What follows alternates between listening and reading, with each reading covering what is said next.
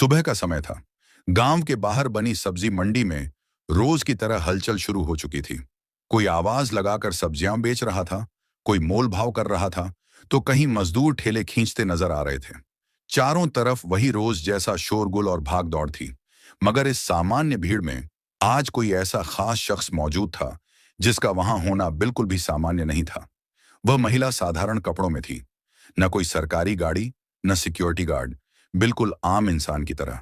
उम्र लगभग 34 साल, चेहरा शांत लेकिन आत्मविश्वास से भरा हुआ। देखने वालों को लगा जैसे यह कोई बाहर की महिला है, पर किसी को अंदाजा तक नहीं था कि यह इस जिले की नई डीएम, जिलाधिकारी अंजना राठौर हैं। डीएम अंजना राठौर धीरे धीरे चलते हुए सीधे एक ठेले के पास जा रुकी, जहां एक बुजुर्ग महिला सब्जी बेच रही थी। अंजना ने हल्की मुस्कान के साथ पूछा, अम्मा, गोभी क्या भाव दिए हैं? महिला ने तराजू संभालते हुए जवाब दिया, बेटी, आज गोभी 50 रुपये किलो है। आपको कितना चाहिए? तभी सब्जी मंडी के शोर के बीच एक मोटरसाइकिल की तेज आवाज सुनाई दी। बाइक पर इंस्पेक्टर रमाकांत सिंधे मंडी में दाखिल हुआ। उम्र लगभग 40 साल, चेहरे पर रौब और वर्दी का घमंड साफ झलक रहा था। वह सीधे उसी बुजुर्ग महिला के ठेले पर रुका। इंस्पेक्टर को देखते ही महिला के चेहरे पर घबराहट छा गई। उसने सिर झुकाकर धीमे स्वर में कहा, आज क्या चाहिए आपको इंस्पेक्टर साहब? जो भी चाहिए ले लीजिए। इंस्पेक्टर ने हुक्म के लहजे में कहा, 1 किलो टमाटर दे और 1 किलो तोरई भी देना। महिला ने बिना कोई सवाल किए तुरंत सब्जियां तोलकर दे दी। इंस्पेक्टर ने सब्जियां ली और बिना एक भी पैसा दिए अपनी मोटरसाइकिल पर बैठा और वहां से चला गया। यह सब देखकर डीएम अंजना राठौर हैरान रह गईं। उन्होंने बुजुर्ग महिला से गंभीर स्वर में पूछा, अम्मा, उस इंस्पेक्टर ने आपको सब्जियों के पैसे क्यों नहीं दिए? और आपने उससे कुछ कहा क्यों नहीं? आपने उससे पैसे क्यों नहीं मांगे? महिला की आंखों में लाचारी साफ झलक रही थी। दर्द से भरे स्वर में उसने कहा, बेटी, क्या कहूं, इसका तो रोज का यही काम है। ये इंस्पेक्टर हर दिन ऐसे ही बिना पैसे दिए सब्जियां ले जाता है। जब मैं मना करती हूं तो मुझे धमकाता है, कहता है, मुझसे पैसे मांगेगी तू? तेरी इतनी हिम्मत, अभी तेरा ठेला उठवाकर नाले में फेंकवा दूंगा। बेटा, मुझे डर लगता है। अगर ठेला चला गया तो घर कैसे चलेगा? मेरे पति विकलांग हैं, उनका इलाज चल रहा है। हर हफ्ते उनकी दवाई लेनी पड़ती है, इसलिए मजबूरी में चुपचाप इसे सब्जियां दे देती हूं। अंजना यह सुनकर भीतर तक हिल गईं। उन्हें यकीन नहीं हो रहा था कि जो लोग कानून के रखवाले हैं वही उसका मजाक बना रहे हैं। उन्होंने गहरी सांस ली और बुजुर्ग महिला से पूछा, अम्मा, क्या आपकी कोई संतान नहीं है? महिला की आंखें भर आईं। उसने धीमे स्वर में कहा, एक बेटा था, फौजी था। 1 साल पहले जम्मू कश्मीर में मुठभेड़ के दौरान शहीद हो गया था। यह सुनकर अंजना के चेहरे पर गंभीरता और बढ़ गई। उन्होंने कहा, अम्मा, इस इंस्पेक्टर को तो आपकी मदद करनी चाहिए थी। आप इस उम्र में भी मेहनत करके अपना घर चला रही हैं और ऊपर से यह आपको डराता धमकाता है, बिना पैसे दिए सब्जियां लेता है। सच में कलयुग आ गया है, लेकिन अब आपको डरने की जरूरत नहीं है। उन्होंने बुजुर्ग महिला का हाथ थामते हुए कहा, अम्मा, अब मैं आपके साथ हूं। इस इंस्पेक्टर की दादागिरी अब और नहीं चलेगी। आप ऐसा कीजिए, मेरा नंबर ले लीजिए। कल जब आप ठेला लगाएंगी तो मुझे कॉल करना। कल आपके ठेले पर आप नहीं, बल्कि मैं रहूंगी। मैं खुद देखूंगी कि वह पैसे दिए बिना कैसे जाता है। अगर उसने फिर ऐसा किया तो मैं उसके खिलाफ सख्त कानूनी कार्रवाई करूंगी और उसे कानून की असली ताकत दिखाकर रहूंगी। बुजुर्ग महिला की आंखों में कुछ उम्मीद जागी। उसे लगा कि शायद यह महिला मुझे उस इंस्पेक्टर से छुटकारा दिला सकती है। अगली सुबह डीएम अंजना राठौर ने गांव की एक साधारण औरत का रूप धारण किया। उसने एक साधारण साड़ी पहनी और वह सब्जी वाली बुजुर्ग औरत के ठेले पर आकर खड़ी हो गई। ठेले पर सब्जियां तरीके से सजी हुई थीं। ताजी गोभी, गाजर, भिंडी, हरी मिर्च और आलू। चारों ओर वही रोज का सामान्य माहौल था। लोग आते जाते, मोल भाव करते। कुछ ही देर में वही इंस्पेक्टर रमाकांत सिंधे अपनी मोटरसाइकिल पर वहां आ पहुंचा। उसने बाइक सीधे अंजना के ठेले के पास रोकी और घूरते हुए बोला, क्या बात है, आज फिर तू यहीं? वैसे तू उस औरत की क्या लगती है? कल भी तुझे यहीं देखा था और आज भी तू यहीं है। अंजना ने सहजता से जवाब दिया, मैं उनकी बेटी हूं। आज उनकी तबीयत खराब थी, इसलिए मैंने कहा कि आज ठेले पर मैं बैठ जाती हूं। इंस्पेक्टर ने चालाकी भरी मुस्कान के साथ कहा, ओह, तो तू उसकी बेटी है। उस बुढ़िया ने कभी बताया नहीं कि उसकी इतनी खूबसूरत बेटी भी है। सच कहूं, तू बहुत प्यारी लग रही है, उसने ठिठोली करते हुए पूछा। और बता, शादी हो गई क्या तेरी? अंजना ने शांत स्वर में कहा, नहीं, अभी नहीं हुई। इंस्पेक्टर ने हंसते हुए कहा, ओह अच्छा, मेरी भी शादी नहीं हुई है, मुझसे शादी करेगी? अंजना ने दृढ़ स्वर में कहा, नहीं, मुझे अभी शादी नहीं करनी। इंस्पेक्टर हंसकर बोला, अरे, मैं तो मजाक कर रहा था, छोड़ो ये सब, मुझे 1 किलो गोभी चाहिए, साथ में थोड़ा धनिया भी देना। अंजना ने बिना कुछ कहे चुपचाप सब्जियां तौलकर उसके हाथ में दे दी। इंस्पेक्टर बोला, अच्छा ठीक है, तो मैं चलता हूं। जैसे ही इंस्पेक्टर सब्जियां लेकर जाने को हुआ, अंजना ने तेज और सख्त आवाज में कहा, रुकिए इंस्पेक्टर साहब, आपने अभी तक सब्जियों के पैसे नहीं दिए। वह ठिठक गया। अंजना फिर बोली, सब्जियों के पैसे दीजिए, ऐसे नहीं चलेगा, यहां हमने कोई फ्री का भंडारा नहीं लगाया हुआ है। इंस्पेक्टर झुंझलाकर गुस्से में बोला, कौन से पैसे? मैं तो रोज सब्जियां फ्री में लेता हूं, अपनी मां से पूछ लेना, वो तो मुझे कुछ नहीं कहती। और तू ज्यादा जुबान मत चलाना मेरे सामने। वह जाने के लिए मुड़ा ही था कि अंजना की आवाज और तेज हो गई। रुकिए, आप मेरी मां से चाहे जैसे लेते हो, लेकिन मुझसे नहीं ले सकते। सब्जियों के पैसे तो देने होंगे आपको। अंजना ने फिर से कहा, इंस्पेक्टर साहब, हमें भी पैसे खर्च करके ही ये सब्जियां लानी पड़ती हैं, और अगर हम एक दिन भी सब्जी न बेचें तो हमारे घर में चूल्हा नहीं जलता। अंजना की आंखों में गुस्सा और आवाज में सख्ती थी। आप जैसे लोग फ्री में सब्जी लेकर हमारे पेट पर लात मारते हैं, इंस्पेक्टर साहब। इतना सुनते ही इंस्पेक्टर रमाकांत सिंधे का गुस्से का पारा और भी चढ़ गया। उसकी आंखें गुस्से से लाल हो गईं। बिना कुछ सोचे समझे उसने अचानक अंजना राठौर के गाल पर एक जोरदार थप्पड़ जड़ दिया। थप्पड़ इतना तेज था कि अंजना एक कदम पीछे लड़खड़ा गई। उसे समझ ही नहीं आया कि ये अचानक उसके साथ क्या हो गया। उसकी आंखों से आंसू आ गए, लेकिन उसने खुद को संभाल लिया। चेहरे पर दर्द साफ झलक रहा था, मगर उससे कहीं गहरी चोट उसके आत्मसम्मान पर लगी थी। अब चुप रहने का समय नहीं था। कांपती लेकिन दृढ़ आवाज में अंजना राठौर बोली, आपने एक महिला पर हाथ उठाकर बहुत बड़ी गलती की है। आपको अभी अंदाजा भी नहीं है कि आपने किस पर हाथ उठाया है। इसका अंजाम बहुत जल्द भुगतना पड़ेगा आपको। इंस्पेक्टर का पारा और चढ़ गया। वह गुर्राकर चिल्लाकर बोला, अबे तू क्या समझती है खुद को? कोई बड़ी रईस है, कोई कलेक्टर है, मंत्री है? तू है क्या? तेरी इतनी औकात कि मुझे आंख दिखा रही है? गुस्से में बेकाबू होकर उसने अंजना के बाल कसकर खींच लिए। अंजना दर्द से कराह उठी, मगर उसने हिम्मत नहीं हारी। किसी तरह झटके से अपने बाल छुड़ाए। उनकी सांसें तेज हो चुकी थीं, चेहरा लाल था, लेकिन हिम्मत पत्थर की तरह मजबूत खड़ी थी। कड़क आवाज में अंजना बोली, यह सब बहुत गलत हो रहा है। मैं तुम्हारे खिलाफ रिपोर्ट करूंगी। तुमने जो किया है उसका हिसाब तो तुम्हें देना ही पड़ेगा। पर इंस्पेक्टर तो अपनी वर्दी और रुतबे के नशे में चूर था। वो जोर से हंसता हुआ बोला, मेरी खिलाफ रिपोर्ट करेगी तू? तेरी इतनी औकात है? तू एक मामूली ठेले पर सब्जी बेचने वाली, और मैं इस इलाके का थानेदार। मैं तुझे यहीं खड़े खड़े खरीद सकता हूं। ज्यादा जुबान चलाई तो उल्टा तुझे ही झूठे केस में फंसाकर जेल में डाल दूंगा। इतना कहकर उसने अपनी मोटरसाइकिल स्टार्ट की और वहां से निकल गया। अंजना वहीं ठेले के पास खड़ी थी। उसके भीतर गुस्से का ज्वालामुखी फूटने को तैयार था, मगर उसने अपने आप पर काबू रखा। उसने मन ही मन ठान लिया था कि इस इंस्पेक्टर को ऐसा सबक सिखाएगी कि उसकी 7 पुश्तें भी किसी महिला पर हाथ उठाने से पहले 1000 बार सोचेंगी। उसने तुरंत सब्जी बेचने वाली बुजुर्ग महिला को बुलाया और अंजना चुपचाप वहां से निकल गई। वो सीधे अपने घर लौटी। साधारण साड़ी उतारकर अब उसने दूसरे कपड़े पहन लिए थे। उसके चेहरे पर एक तेज था और उसकी आंखों में न्याय की आग जल रही थी। और दोस्तों, यहां से अब कहानी का असली मोड़ शुरू होता है, इसलिए इस कहानी को यहीं बीच में छोड़कर मत जाइएगा, क्योंकि अब आगे इस कहानी का क्लाइमैक्स आने वाला है। तो कहानी में आखिर तक जुड़े रहिएगा।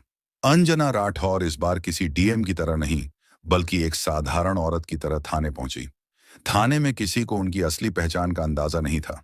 अंदर आते ही उसने चारों तरफ देखा। इंस्पेक्टर रमाकांत सिंधे वहां मौजूद नहीं था। डेस्क पर एक सब इंस्पेक्टर बैठा चाय पी रहा था। अंजना उसके पास गई और बोली, मुझे रिपोर्ट लिखवानी है। इंस्पेक्टर रमाकांत सिंधे कहाँ हैं? सब इंस्पेक्टर ने कहा, इंस्पेक्टर साहब तो जरूरी काम से घर गए हैं।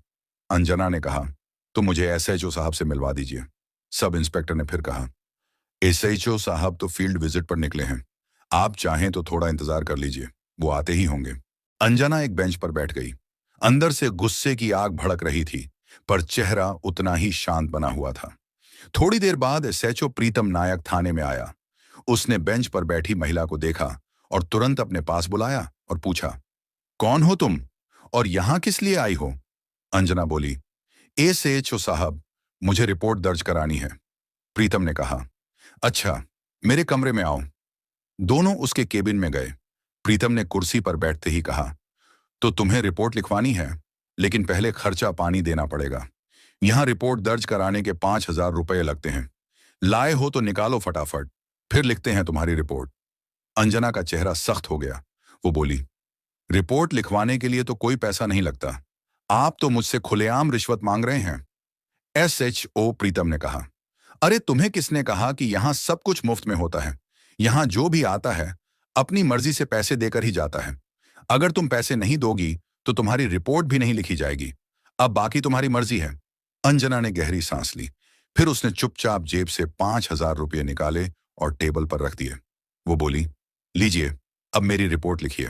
पैसे लेते ही एसएचओ ने पूछा, किसके खिलाफ रिपोर्ट लिखवानी है?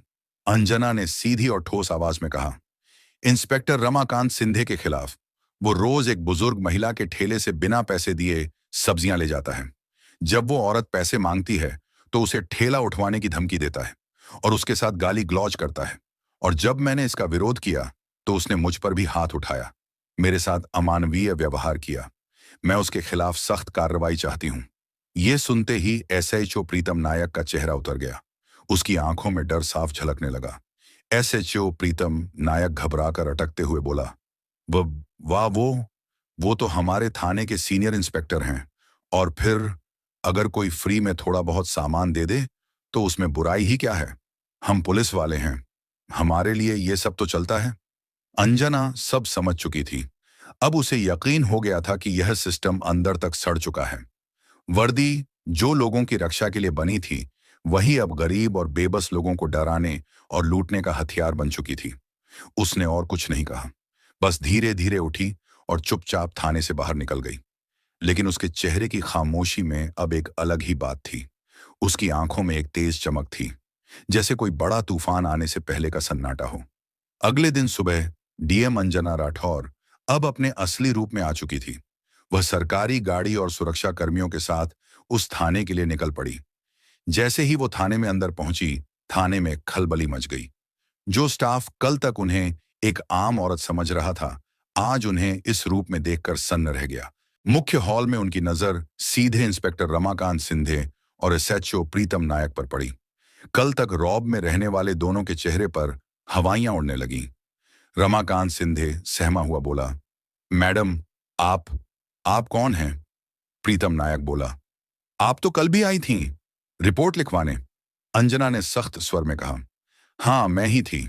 मैं हूं इस जिले की नई डीएम, अंजना राठौर। और अब मुझे सब पता है कि तुम दोनों किस तरह गरीबों को डराते हो, रिश्वत मांगते हो और वर्दी की आड़ में गलत काम करते हो। दोनों का रंग उड़ गया। प्रीतम नायक घबराकर बोला, मैडम, अगर आप सच में डीएम हैं तो कृपया आईडी दिखाइए। अंजना ने सरकारी आईडी निकाला और दोनों को दिखाया। आईडी देखते ही एसएचओ प्रीतम नायक और इंस्पेक्टर रमाकांत सिंधे के हाथ पांव कांपने लगे। प्रीतम नायक ने घबराकर कहा, माफ कीजिए मैडम, हमसे बहुत बड़ी गलती हो गई। रमाकांत सिंधे भी सिर झुकाकर बोला, मैडम, जो कुछ हुआ वह दोबारा नहीं होगा। लेकिन अंजना अब पूरी सख्ती में थी। उन्होंने ठोस आवाज में कहा, यह गलती नहीं, अपराध है और इसकी सजा जरूर मिलेगी।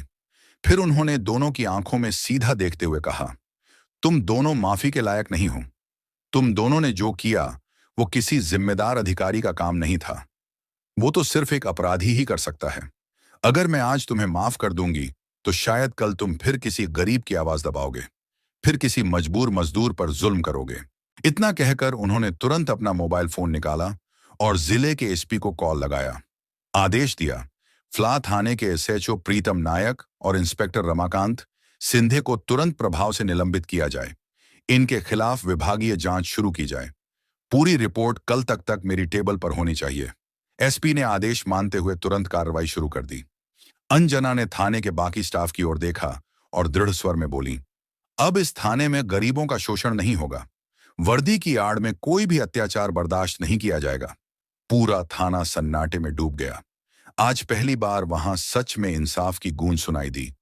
इतना कहकर डीएम अंजना राठौर वहां से जाने लगी। तभी दोनों अधिकारी एसएचओ प्रीतम नायक और इंस्पेक्टर रमाकांत सिंधे घुटनों के बल गिर गए। प्रीतम नायक कांपती आवाज में बोला, मैडम, आप बिल्कुल सही कह रही हैं। हम सच में माफी के लायक नहीं हैं, लेकिन बस एक मौका दीजिए। हम सब कुछ बदल देंगे।